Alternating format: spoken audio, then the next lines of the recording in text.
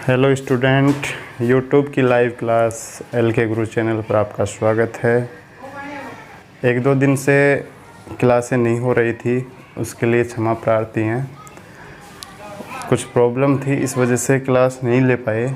आज हम फिर से वापस से क्लास को स्टार्ट कर रहे हैं और हमारा जो चैप्टर था, हमने चैप्टर पढ़े थे 8 प्रश्नावली हम पढ़ चुके हैं। आज हम पढ़ेंगे प्रश्नावली 9, जिसका नाम है निर्देशांक ज्यामिति। आज इसकी भूमिका के बारे में समझते हैं, भूमिका, और बाद में कुछ और एक्सप्लेन इसके बारे में हम करेंगे। निर्देशांक ज्यामिति, देखिए नाम निर्देशांक ज्यामिति। अब निर्देशांक क्या होते हैं, ज्यामिति क्या होती है।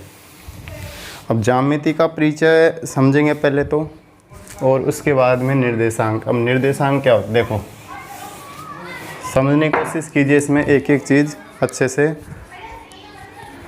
निर्देशांक, ये जो शब्द आपको दिख रहा है निर्देशांक, अब इस निर्देशांक में क्या होता है, ये बना हुआ है निर्देश प्लस अंक से, और निर्देश का मतलब होता है आदेश या आदेशित अंक। आदेशित अंक, आदेशित अंक का मतलब ये हो गया, निर्देशांक होते हैं जैसे x और y निर्देशांक। अब जैसे x का मान है 5, यानी ये निर्देश दे रहा है कि x 5 पर ही निर्धारित होना चाहिए, और y का मान जैसे 6 है तो y का मान कितने पर निश्चित होना चाहिए, 6 पर ही। तो ये आदेशित अंक होते हैं, ठीक है। ये तो हो गया निर्देशांक ज्यामिति, और सॉरी निर्देशांक के बारे में। अब ये ज्यामिति है, ये ज्यामिति है। अब ये ज्यामिति क्या होते हैं, मतलब ये दो शब्द, ग्रीक भाषा के दो शब्द हैं, जियो और मेट्रॉन। इन दो शब्दों से मिलकर ये ज्यामिति आपकी बनी हुई है। जियो का अर्थ होता है भूमि, और मेट्रॉन का अर्थ होता है मापना, भूमि को मापना या किसी लंबाई को मापना। अब देखिए इसका एक प्रमाण मिलता है कि जो नील नदी है, मिस्र देश की नील नदी है, वहाँ पर लोग क्या करते थे, पहले खेती करते थे, अभी भी करते हैं खेती, लेकिन उनके खेतों की जो बाउंड्रियाँ होती थी, खेत होते थे, और खेतों की जैसे मान लो ये खेत है, इधर ये नदी है, नील नदी है। तो जब ये नील नदी उफान पर होती थी या फिर इसका जल स्तर ज़्यादा हो जाता था, बढ़ जाता था, उस समय नील नदी का जो पानी था वो नदी से बाहर निकलकर खेतों में आता था, और खेतों में आने से यानी उसका बहाव, जो पानी था, पानी का जो वेग होता था वो ज़्यादा तेज़ होता था। इस वजह से खेतों की जो बाउंड्रियाँ होती थी ये क्या हो जाती थी, समाप्त हो जाती थी। जैसे पानी आया और इसके ऊपर से गुजरा तो ये इस तरीके से समाप्त हो जाती थी।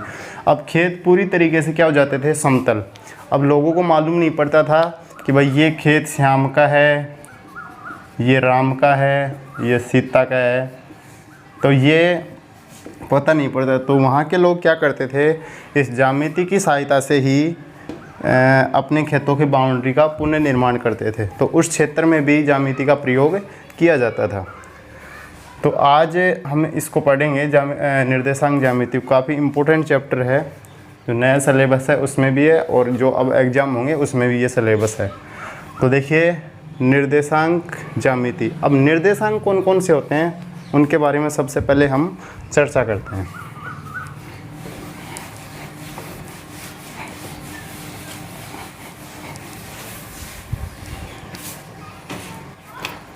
तो निर्देशांक मुख्य रूप से 2 प्रकार के होते हैं।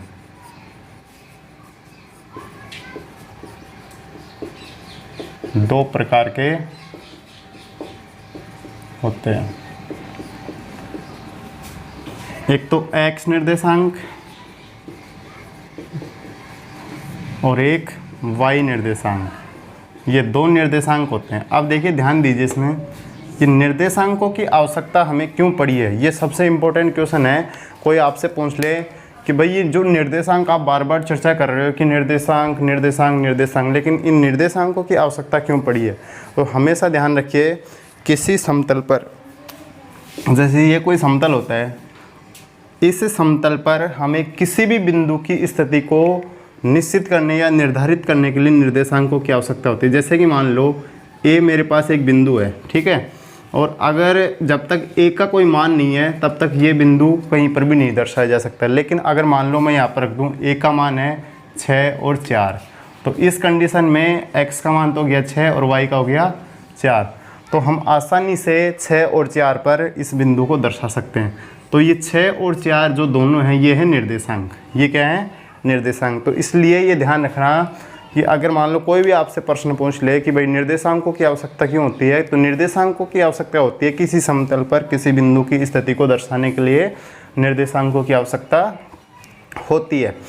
अब इसमें x निर्देशांक होता है, y निर्देशांक। हमने जो प्रश्नावली 4 थी ग्राफ, उसमें हमने पढ़ा था कि x निर्देशांक क्या होता है, y निर्देशांक क्या होता है, यानी x अक्ष को ही हम x निर्देशांक बोल सकते हैं।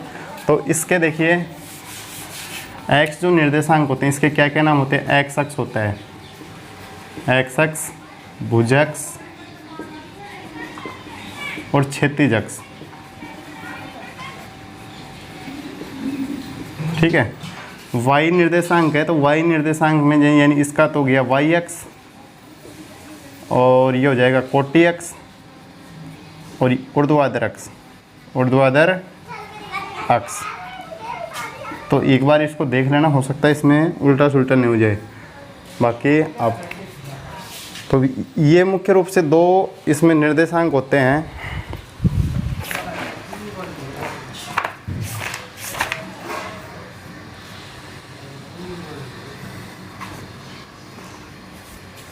देखो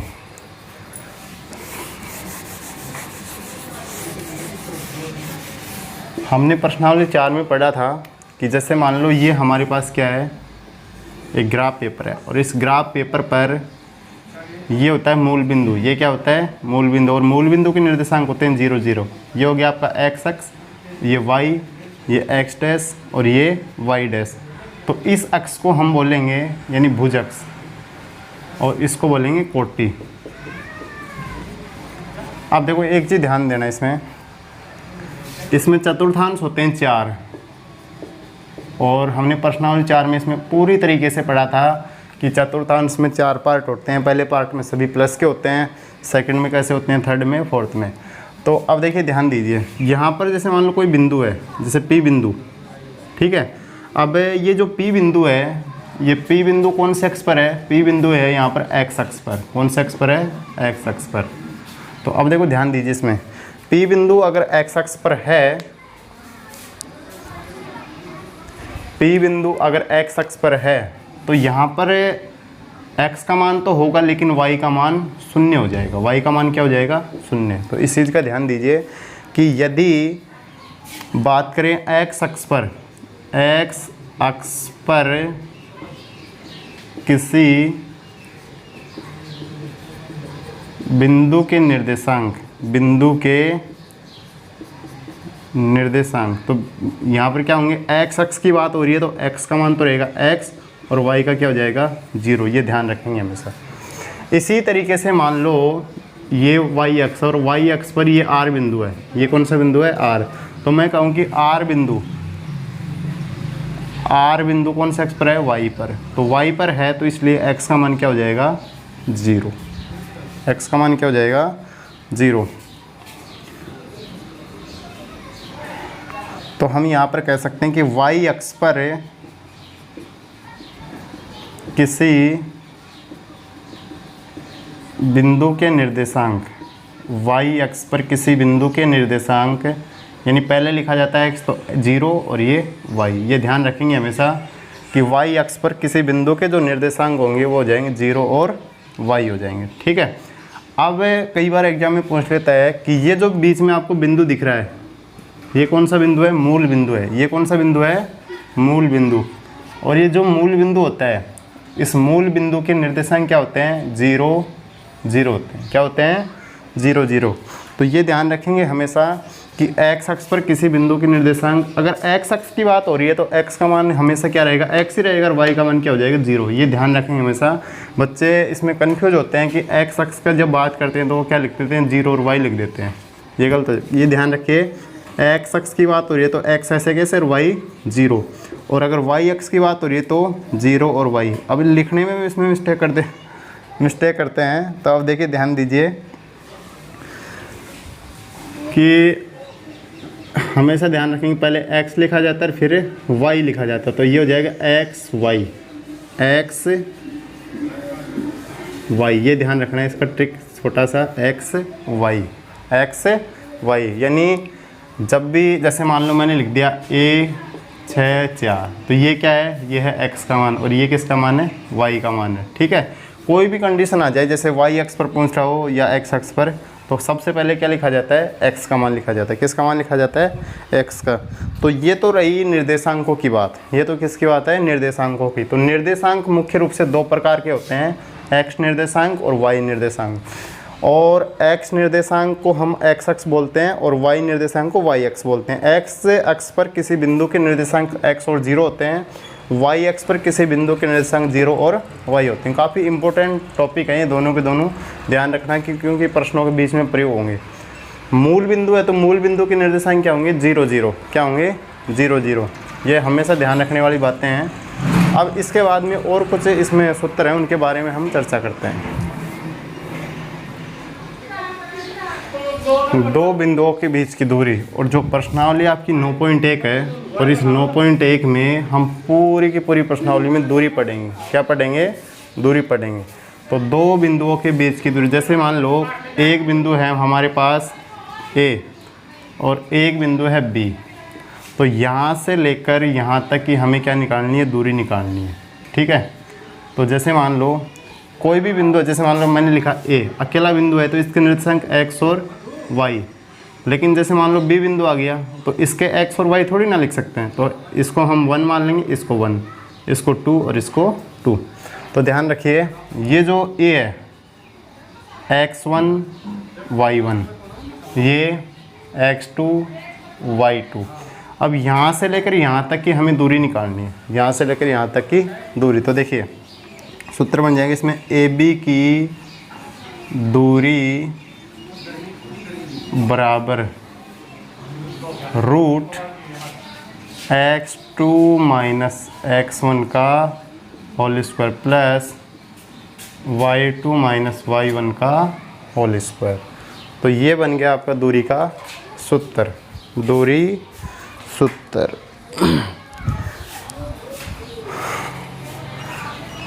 दो बिंदुओं के बीच की दूरी, ये कोई हम हमेशा ध्यान रखिए 2 में से 1 घटेगा, 2 में से 1 घटेगा, यहाँ पर भी 2 में से 1 घट रहा है। अब कई कंडीशनों में क्या होता है कि जैसे ये जो सूत्र है आपको दिख रहा है कि अगर मान लो 6 और 5 होता तो ये सीधा घट जाएगा, लेकिन अगर मान लो ये ऐसे होता x माइनस 6, तो इस कंडीशन में क्या हो जाएगा, इसमें सर्वसमीका लगेगी। कौन सी सर्वसमीका, हमने प्रश्नावली में पढ़ी थी पीछे, a माइनस बी का होल स्क्वायर, यहाँ पर प्लस हो तो a प्लस बी का होल स्क्वायर और a square minus b square. ये 3 सर्वसमीका इस प्रश्नावली में भी प्रयोग की जाएंगी, तो इनको भी अच्छे से देखेंगे। अब देखिए छोटा क्वेश्चन इसमें किस तरीके से बनता है कि आपको जैसे यहाँ पर दूरी दे दिया AB की दूरी, जैसे AB की दूरी दे दी 10, कितनी दे दी 10, और इसमें से x1 गायब हो गया, जैसे यहाँ पर x 6 4 2, तो इसमें पूछेगा x का मान। तो उस कंडीशन में हमें क्या करना है, कुछ भी नहीं सोचना है ज़्यादा, AB की दूरी रखनी है, यहाँ पर दूरी क्या है 10, और बाकी इस सूत्र को रखना है। ठीक है, ये हो गया दूरी का सूत्र। इसके अलावा एक और होता है इसमें समदूरस्थ। क्या होता है, समदूरस्थ। तो समदूरस्थ में किस तरीके से हम प्रश्नों को हल करते हैं, आप तो दूरी का सूत्र याद रखिए,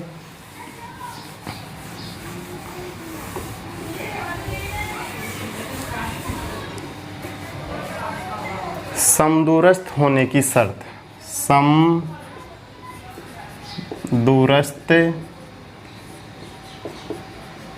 होने की शर्त।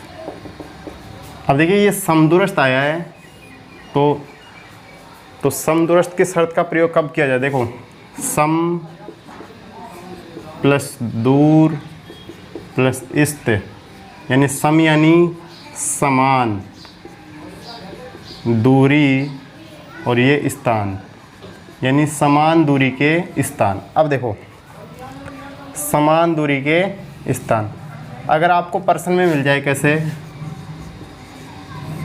कुछ शब्द होते हैं जैसे बिंदु समदूरस्थ है, बिंदु समदूरस्थ है, समान दूरी पर हैं, तीसरा बराबर हैं। तो ये अगर ये शब्द आपको देखने को मिल जाए तो उस समय आप क्या करोगे, समदूरस्थ होने की शर्त लगाओगे। अब कैसे लगाओगे, एक बार इसको उतारो।